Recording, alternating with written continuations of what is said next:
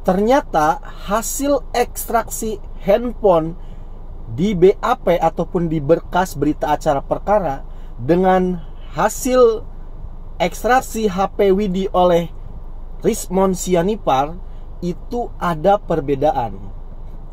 Benarkah ekstraksi handphonenya Widi oleh Rismond Sianipar dimanipulasi atau direkayasa?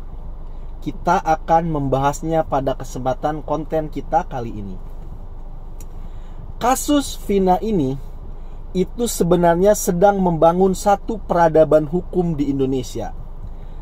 Memang dalam membangun sebuah bangunan ada yang berperan sebagai arsitek, ada yang berperan sebagai tukang, ada yang berperan sebagai kuli, ada yang berperan sebagai pemborong, namun juga ada pula yang berperan menjadi sebutir pasir. Dalam membangun peradaban hukum di Indonesia lewat kasus Vina ini, maka mungkin saja yang menjadi arsiteknya seperti Kang Dedi, kemudian seperti siapa itu Pak Oto Hasibuan, tukangnya ya mungkin seperti para pengacara itu kan. Sedangkan kita ini netizen Indonesia ya mungkin hanya jadi bagian dari butiran-butiran pasir. Tapi ingat, bangunan tidak akan mungkin berdiri kokoh tanpa adanya pasir. Jadi dengan Anda mengawal kasus Vina ini, Anda sedang membangun satu peradaban hukum di Indonesia. Kenapa saya katakan membangun satu peradaban hukum di Indonesia? Karena baru kali ini saya lihat satu persidangan di dalamnya itu komplit. Di dalamnya itu ada scientific evidence yang dibahas itu tentang ekstraksi. Itu baru saya kali ini lihat. Untuk membuat satu meringankan itu lewat dengan cara-cara yang saintifik seperti ekstraksi. Di sana juga saya melihat kemanusiaan. Ini orang-orang nih kayak siapa? Contohlah Sianipar itu, Rismond Sianipar. Dia tuh bener-bener gratis loh, sukarela. Padahal ini kerjaan orang-orang kayak Rismond Sianipar, orang-orang IT yang bisa mengekstrak handphone, bisa menghack dan lain sebagainya, itu bayarnya saya yakin mahal ini orang-orang begini. Apalagi kayak Oto Hasibuan yang katanya kalau dalam persidangan selalu kalau istirahat makan tuh ya di restoran gitu loh. Lah di kasus ini kok coba kamu lihat itu. Makannya di emperan gitu loh, seperti orang-orang miskin pada umumnya bergabung makan bareng. Tidak ada rasa aduh ini makanan orang kampung, enggak, malah menikmati. Dan saya lihat ini lebih nikmat makan masakannya orang-orang miskin daripada makan di restoran. Ini saya lihat tuh di situ tuh. Kemanusiaannya ada, harunya ada, buset, ini bener-bener Pancasilanya juga di sini kelihatan banget gitu loh. Itu semua pembelanya rata-rata mungkin ya 90% Batak dan Kristen. Gokil nggak tuh? Yang dibela Muslim semua, dan sukunya ya mungkin Jawa Cirebon ataupun Sunda Cirebon itu. Tapi mereka hilang itu sekali itu. Luar biasa. Ini memang benar-benar kita sedang membangun satu peradaban hukum.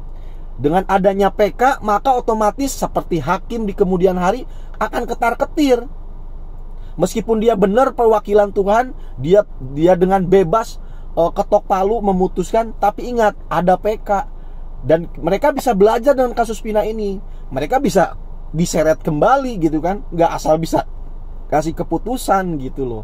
Ini sebenarnya kita sedang membangun satu peradaban hukum di Indonesia. Ini bagi saya luar biasa. Kemudian untuk penegakan hukum, ketika ini berjalan nih kasus Vina, kemudian ada kasus kan yang ditemukan 7 mayat ngambang di Kali Bekasi. Itu penanganannya mulai mereka ketar-ketir juga. Lebih hati-hati mereka menanganinya. Langsung di apa namanya itu? Langsung di visum, langsung sembarang. Inilah yang bersifat itu saintifik gitu, saintifik secara ilmu kedokteran, ilmu medis begitu. Yang si Afif juga di sana langsung diperiksa ya kan oleh ahli forensik dan lain. Pokoknya yang berbasis dengan ilmiah gitu loh, karena mereka takut ya kan, takut terulang seperti di kasus Vina ini. Mereka tidak ingin malu gitu loh. Nah ini jadi kasus Vina ini kayak seakan-akan menjadi satu barometer hukum gitu loh. Makanya ketika kita mungkin disepelekan lah, ini orang pada FOMO, pada pansos sih ngurusin Vina kan begitu. Apa sih manfaatnya, kayak nggak ada kerjaan aja. Ingat, itu memang ya orang-orang nyepelein, tapi lihat efeknya gitu loh.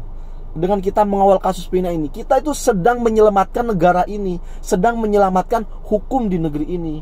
Ini luar biasa. Meskipun ya kan, kita ini perannya hanya sebagai butiran-butiran pasir gitu loh. Tapi kalau dikumpulkan kan menjadi pasir yang banyak, lucu, yang membuat kokoh bangunan itu sendiri begitu loh.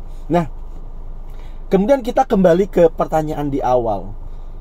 Ternyata kalau kita mau perhatikan hasil ekstraksi yang dilakukan oleh Rismond Sianipar terhadap HP-nya Widi dengan hasil ekstraksi handphone yang dilakukan aparat di dalam BAP, itu ada banyak sekali, nggak ada banyak ya, ada perbedaan di situ. Saya zoom ya. Ini nih kamu lihat. Nah, ini adalah hasil ekstraksi dari BAP. Lihat kamu, tulisannya sama menjadi apa itu? SMA, ya kan? Kemudian kita bandingkan nih dengan yang satu ini lagi nih. Ini hasil dari ekstraksi handphone oleh Rismond Sianipar. Beda kan? Yang satu SMA, yang satu sama. Padahal ini hasil ekstraksi. Kenapa? Memang benar satu huruf, bedanya satu huruf, tapi ini kan mencurigakan nih. Nah, kemudian lihat juga yang selanjutnya nih. Ini tulisannya apa ini? Gejol. Sedangkan yang satunya apa nih? Coba lihat. Gajol, ya kan? Beda kan? Memang beda satu huruf. Di situ tuh. Dan ada satu lagi nih, apa nih pokoknya. Ini beda nih antara yang BAP polisi yang ini dengan yang ini. Kemudian ini nih, ini hasil dari Rismond Sianipar. Ada bedanya kan? Nah, itu yang pertama. Kemudian lanjut yang kedua nih, kejanggalannya. Kalau hasil ekstraksinya Rismond Sianipar itu banyak kode-kodenya. Coba perhatikan. Ada ada macam-macam nih kan, ada tanda-tanda ini. Sedangkan kamu perhatikan yang ini. Nah, ini dari BAP-nya polisi, bersih. Bersih kan? Nggak ada kotoran, apa itu namanya, kayak kode-kode apa itu nggak ada. Oke. Sekarang kita jawab. Nah, biar kalian tuh nggak apa ya, biar plong lah. Kalau nanti kalau ada akun-akun yang coba mempertanyakan ini, mempermasalahkan tentang ini, kamu sudah temu jawabannya dari konten ini. Oke, kita awali dulu dengan yang banyak kode-kodenya. Yang dari Rismond Sianipar kan banyak kode-kodenya, sedangkan yang dari BAP bersih. Padahal sama-sama ekstraksi, kenapa bisa beda begitu loh. Jadi ya pertanyaannya nih, yang mana yang dimanipulasi, kan begitu. Oke, kalau yang banyak kayak kayak kode-kode begini, menurut keterangan Rismond Sianipar di podcastnya Diskursus.net, itu adalah dikarenakan Rismond pesan ini sudah dihapus oleh Widi, namun dia masuk ke sampah, ya kan, masuk ke sampah digital. Kemudian dipungut oleh Rismond Sianipar. Jadi Rismond Sianipar ini adalah pemulung digital, bisa dikatakan begitu.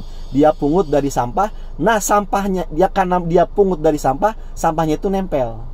Ibaratnya kalau kita habis makan, kemudian kita buang ke tong sampah, dicarilah itu makanan kita yang ke tong sampah, nempel tuh kan sampah-sampahnya. Nah, maka menurut keterangan Rismond Sianipar, itu adalah bagian dari digital sampah yang kode-kode itu. Karena memang tidak ada kartunya, hanya berupa handphone aja, tidak ada SIM cardnya. Dan kemudian itu juga sudah dihapus menurut keterangannya Rismond Sianipar oleh Widi. Dan ternyata masuk ke sampah digital. Ketika diambil ulang, sampah-sampahnya nempel. Dan Rismond Sianipar tidak ingin merekayasa. Dia benar-benar ingin menyajikan seutuhnya berikut sampah-sampahnya. Paham ya untuk yang ini? Kemudian untuk yang kedua, kenapa di situ tulisannya ada SMA, ada beda satu huruf dan lain sebagainya, begitulah.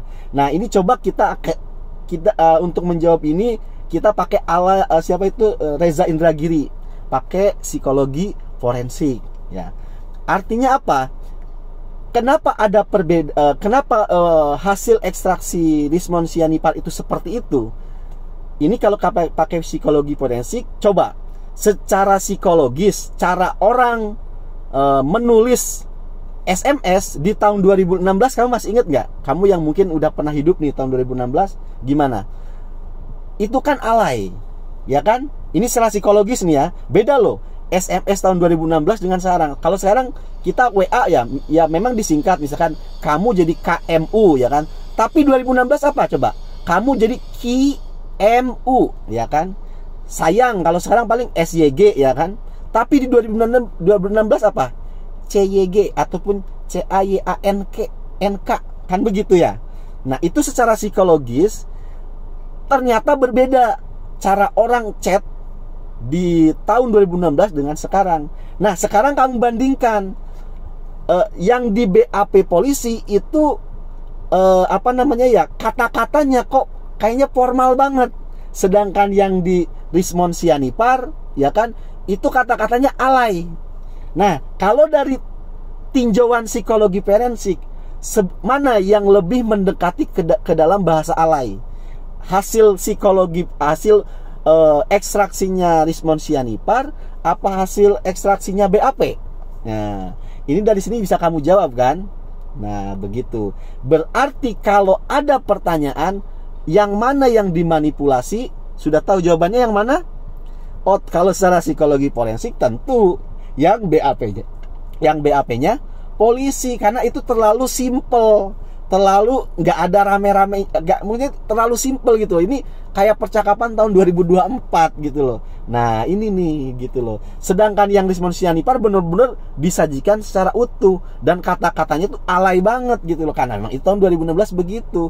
Dan dalam persidangan kemarin pun ternyata ada juga kata-kata yang dihilangkan, yaitu apa?